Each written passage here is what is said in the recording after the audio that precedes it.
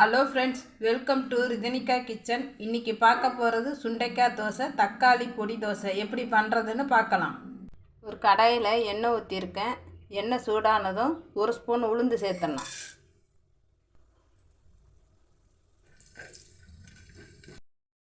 உளுந்து செவந்ததும் ஒரு பெரிய வெங்காயம் கட் பண்ணி வச்சுருக்கேன், இதில் சேர்த்துடலாம். வெங்காயம் நல்லா வதங்கினதும் ஒரு தக்காளியை கட் பண்ணி வச்சுருக்கேன், இதில் சேர்த்துடலாம். ஒரு கப் அளவுக்கு சுண்டைக்காவை கட் பண்ணி வச்சுருக்கேன், இதில் சேர்த்துடலாம்.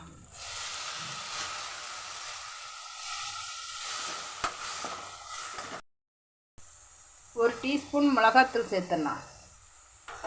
அரை டீஸ்பூன் கரம் மசாலா தூள் சேர்த்துடலாம். இதுக்கு தேவையான அளவு உப்பு சேர்த்துடலாம்.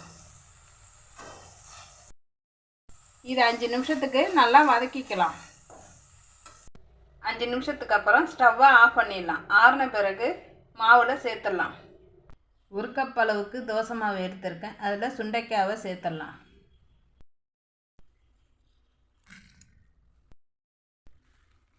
நல்லா கலந்துடலாம். தோசைக்கல் வச்சுருக்கேன். தோசைக்கல் சூடானதும் சுண்டைக்காய் தோசையை ஊற்றிடலாம்.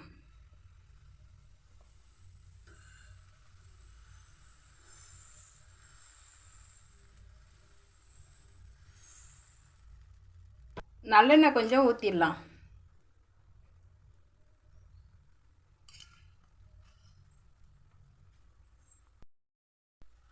இப்போ தோசையை திருப்பி போட்டுடலாம்.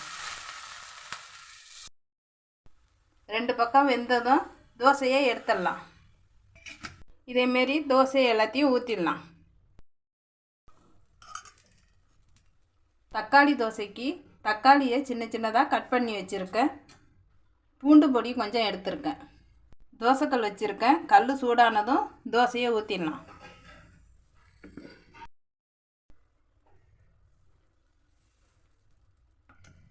தக்காளியை தூவிடலாம்.